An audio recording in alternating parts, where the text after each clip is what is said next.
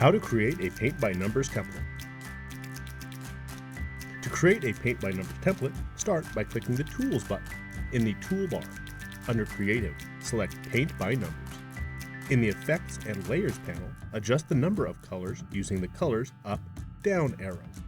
Once you've made your selection, choose your desired output type, then click Save, Print, or New Image.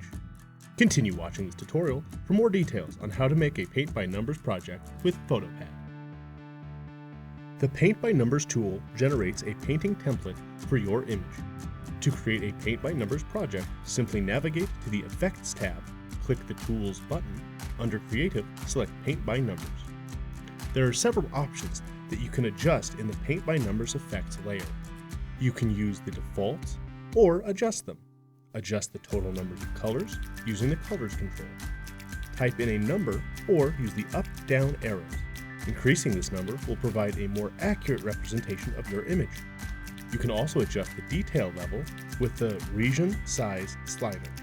Slide left for a more realistic look or right for a simplified version.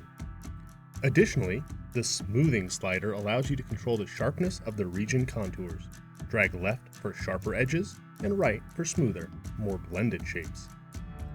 When you're satisfied with your adjustments, select your output type by clicking one of the radio buttons. If you choose Original, no changes will be applied. Selecting Painted will show a preview of your image as if it were painted. For an uncolored template with outlines and numbers for guidance, select Painting Template. The Color Key option generates a list of colors used in the template along with their corresponding numbers. Selecting the Image, Template, and Colors option will combine all output types into a single image.